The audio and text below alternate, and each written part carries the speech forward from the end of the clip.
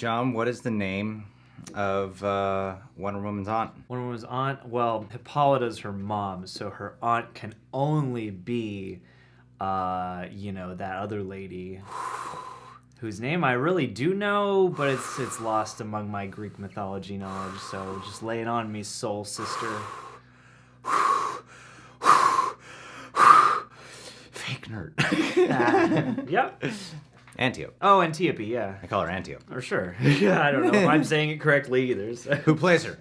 Is that Robin Wright? Oh, thank God you got that right. Yeah. What's the name of the villainous scientist? Which one? Dr. Gas or oh, not the evil... John, or Dr. please. Poison, sorry. Oh, thank God. Sorry. Oh, John. Dr. Gas was one of the multiple choice questions in the Geekdom episode I watched. All right, guys. We're going to watch today Wonder Woman 1984 trailer and Justice League 2021 announcement breakdown and Easter eggs from the channel. Charlie, Emergency Awesome. Great channel. If you haven't subscribed to him, do so now. Let's check this out.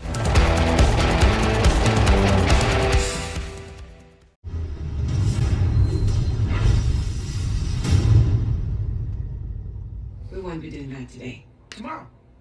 Tomorrow works. Think about finally having everything you always wanted.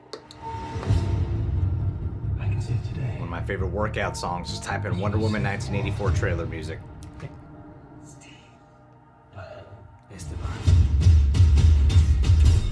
got like a 3-minute version. They use in the trailer. Like the 6-minute version is what I listened to.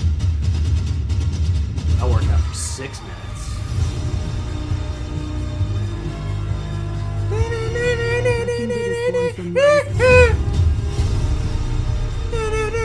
This is not what you think.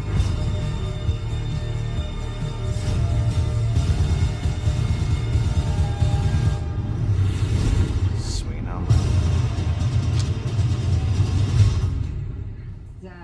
That's just a trash can. It's just a trash can. Yeah.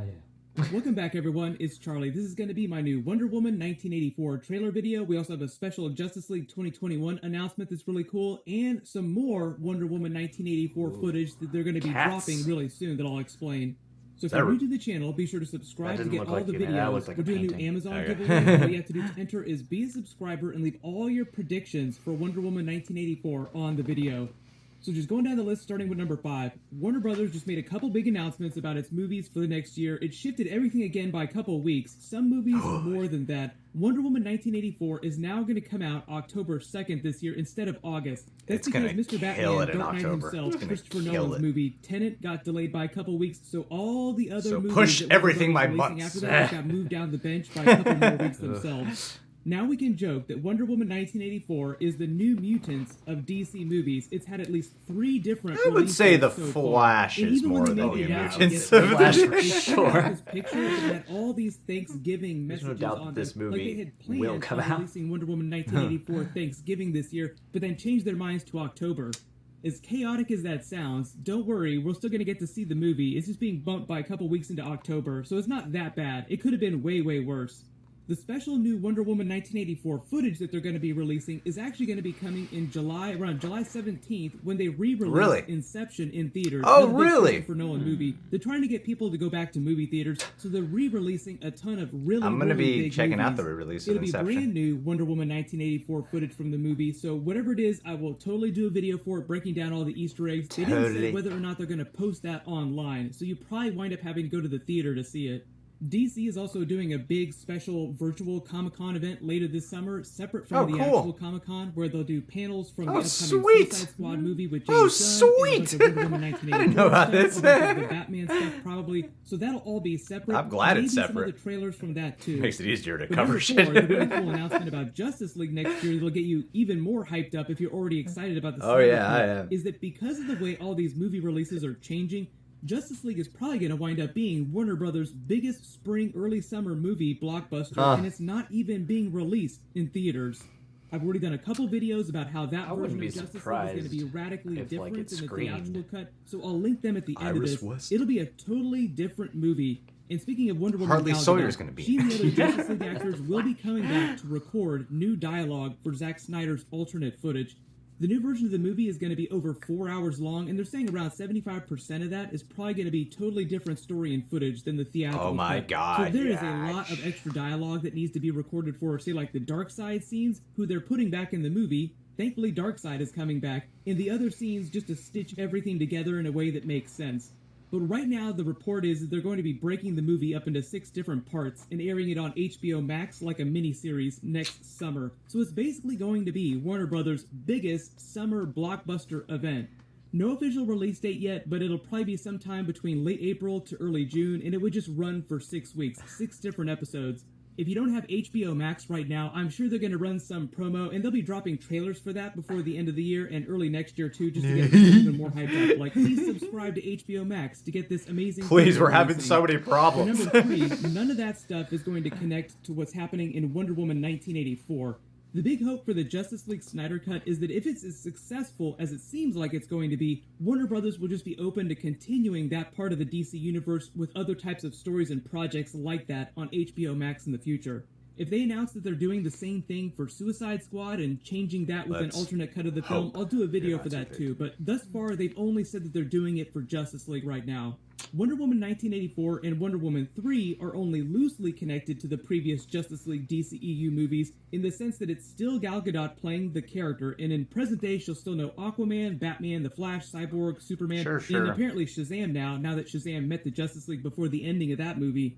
But the strategy Aquaman that they're using acknowledged for their new Steppenwolf. DC movies going forward is that they're letting the directors do more self-contained movies if they want. So some of the DC movies going forward will still be connected to Justice League, and some will not. 2 great examples of that on opposite ends of the spectrum are Superman. Shazam 2 and the Batman movie with Robert Pattinson. So if you didn't see the news a while ago, Henry Cavill is signing a contract to come back as Superman, Man of Steel in the DC universe, but crossing over into other upcoming DC movies. He's not signing a contract for Man of Steel 2.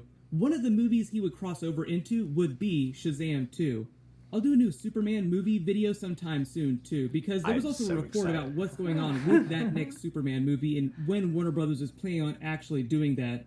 On the opposite end of the spectrum, in terms of continuity, the Batman movie with Robert Pattinson is not going to be connected to Justice League. It's Damn, they going to be color its own correct that shit? self-contained thing. Look at It that, takes like, place yeah. in the past, and Robert Pattinson isn't supposed to be a prequel version of Ben Affleck's Batman. He's Oh, just that's supposed cool. to be a younger Yeah, that version looks great. of a Batman.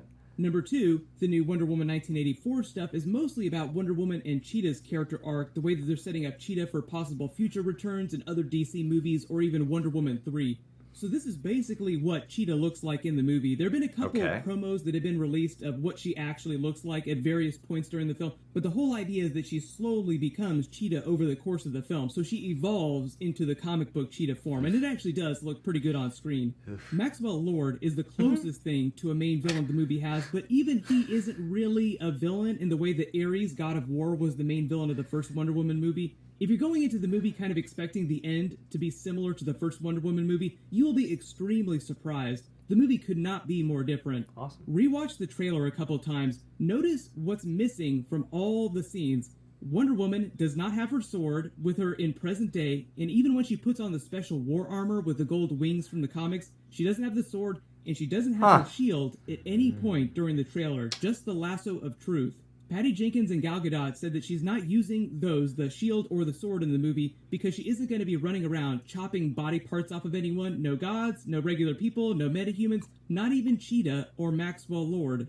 And it's all part of the idea that the movie isn't supposed to be about Wonder Woman defeating villains or fighting villains. It's all about how Wonder Woman saves everyone, or at least tries to save everyone. Oh, cool. Number I like that 1, idea. the whole thing with the Cheetah story arc That's is that nice. she starts out as this awkward Remember the historian people and that this is all archaeologist for? working with Wonder Woman at the Who needs museum. saving? They become friends, and because Barbara Minerva thinks of herself as trash, she wants nothing more than to have what she perceives to be Wonder Woman's power and grace. She wants to be Wonder Woman. Because of what Maxwell Lord does with his special black stone, that becomes Obtainium. literally possible for her. So Cheetah effectively gains her Cheetah abilities and becomes powerful like Wonder Woman over the course of the movie. But in the movie, because this is all about the excess and greed of the 80s, it's about the metaphors of greed turning people into monsters. But because it's a comic book movie and you have a special magical black rock, it also literally turns people into monsters. So that explains how Cheetah That's a pretty begins to gnarly look ass like look, comic man. book Cheetah over Damn. the course of the film. And in terms of her coming back in future DC movies, that would either be Wonder Woman 3 or another DC movie, but they haven't said specifically which one. It's just the idea that she could always come back if Kristen Wiig wants to come back. Like I said though, the big special new footage that they're releasing for Wonder Woman 1984, that'll be sometime around July 17th when they re-release Inception in theaters. They'll be dropping a bunch of footage for upcoming I mean, if we don't get it in July, we'd get it at that DC event, Let me know right? in the comments though, if they bring Sometime Cheetah between back now in and a future October. DC movie, where do you want her to show up again? There's a bunch of stuff coming up in the next The couple of Snyder weeks, cut? so I'll try to do as many videos for everything as possible. As long as you have alerts enabled for my channel, you should see all those videos when I post them. But leave all your requests in the comments below. Everyone click here for that Justice League Snyder Cut teaser trailer, Toss and a click coin to your here for that Witcher. brand new Spider-Man Miles Morales trailer. Thank you so much for watching. Everyone stay safe. I'll see you guys tonight. See ya. Later on, bud. I wasn't expecting Cheetah to look so white. I know. Yeah. Considering cheetahs aren't normally white. I mean, it looks like a human cheetah, yeah. The color pattern, even in the comics, is not... Some more orange. It's not that white. Yeah. I was gonna say that, yeah. A little more tigery. No, you gotta adapt it, of course, to make it look more real. From the images we've been getting, they've been like daylight images. Yeah. And I feel like to pull off a cheetah look, it should be at night. I mean, you have some sequences in the trailer that are obviously taking place during nighttime, even when she's wearing the fancy-ass armor, that is at nighttime. So perhaps like the craziest fight will be going down at nighttime, so that way the effects on Cheetah will look the best, because I feel like for that level of visual effects, I don't think it's practical makeup, although that would be the preferred method. I don't think they're gonna be doing that, especially for like transformation sequences and whatever. Very curious to see how it's gonna look in motion, and if it's just gonna come across goofy on screen. Wonder Woman fighting a cheetah. But on the flip side, thematically, hearing what they want to do with it, because I never noticed that she doesn't have the sword. Yeah. She only has like the lasso primarily, focusing more on her actually being like a hero for the people, saving lives and such. Kind of like the beginning of Justice League, the Joss Whedon cut, whatever that high sequence was. But yeah, capitalizing more on her actually being a hero. Come to think about it, I'm like, we don't really focus on that as much anymore in superhero movies, do we? Like just saving the people. Our heroes are forces to be reckoned with who are just as powerful as the evil thing that is threatening us. I think a lot of the time, it's kind of I don't know if it's a quaint thing people don't care as much about, or if it's an afterthought, but it's something that's actually kind of bugged me about recent superhero movies. Kind of like a perfunctory thing of, oh yeah, there are people, or maybe nowadays because of stuff like Man of Steel, they're like, well, there's no people here. Yeah. And just like some kind of random line of dialogue, and I don't know, always feel like it's more tangible when there's a sense that the regular folks need saving. Well, Patty Jenkins is heavily inspired by Richard Donner's Superman movie, which there's an obvious scene in there that pays direct homage to that film. In that 78 flick, when Superman has a little bit of a montage or a sequence of events where he's just saving people, you know? He's just being a hero on the streets. I feel like capturing that spirit again and that tone. Yeah, the No Man's Land scene is one of the most beautiful things I've seen in any comic book movie. Brings me to tears every time. Bringing her more closer to modern day. I mean, it's still like 36 years. Capturing that spirit again and that tone of saving people will be cool. And plus, yeah, it might just look a little weird if she's like slashing and dicing all these like regular people. Well, and actually, I really like that conceptually, just as even a visual cue. I never, like you said, caught that her sword and shield weren't being utilized, and I think that's an interesting way to kind of challenge yourself as a maker of superhero films, is to go, okay, what's in Wonder Woman's repertoire that's iconic, because the Lasso of Truth, super iconic, but also that is a little different in terms of what we're used to fighting with, what we're used to using, you know, as our delivery system for these messages too, because I imagine with a device like that, you know, she's literally fighting with truth, and in a time and place where, again, you know, even though, yeah, it is removed from time, 80s nostalgia is huge, and we also live in a time where truth and the legitimacy of truth are really important, and so I feel like that could actually be a really timely thing to do with this, is to lead with that. Was Emergency Awesome in this video saying that Justice League the Snyder Cut will be the biggest movie of DC come next year or summer? Because I know they moved the Batman to next year. I'm still under the impression the Batman would be bigger than the Snyder Cut of Justice League. Obviously not runtime and whatever, but I think in terms of people tuning in, audience interest worldwide, I still feel like it would be the Batman more than Justice League 2021. Because it's like you could be a total newbie to all this and want to see the Batman. Yeah. But you might be like still a little bit misinformed on what the hell's going on with Justice League. Yeah, I mean, to me, that kind of balance each other out because you have, just the mass appeal of Batman, the new take, all these rumors, but then you have the Snyder Cut, which is just such a cinematic anomaly at this point that, like, people who, I bet, swore off even watching it before are probably interested now that it's real. So I was a little curious about the way that was worded, partly too because I was like, isn't that coming out like at the beginning of next year? Yeah. Not so much summertime, but I can definitely see it being one of their most significant releases of that year. One thing that I do want to say in terms of what they're doing for additional photography on that movie, because reportedly they're not having anyone really come back on screen. It's all going to be like voiceover work to rework it all. When you have it in the hands of Zack Snyder, regardless of what you think of his films, in terms of visuals, he excels at that. So you know he can pull it off without having to worry about actors coming back in. Hell man, immediately 300 was like, just like green screens, if at best. Well, even Sucker Punch, which was not one of his most beloved pieces of work, is primarily visual effects. If they have to do most of this primarily with visual effects, I'm like, well, Zack Snyder is one of the few directors I actually trust to make it work, you know, and in a way that feels natural to what he's aiming for here. 75% of that is a lot. Damn. That is, And I mean, some of that I really wonder how they're going to have to do it because, you know, I mean, Dark Side is going to have to involve a lot of effects and things like that. And it also just goes to make you wonder, what all did they shoot the first time, you know? And then Wonder Woman getting pushed back, it's going to own in October. Oh, yeah.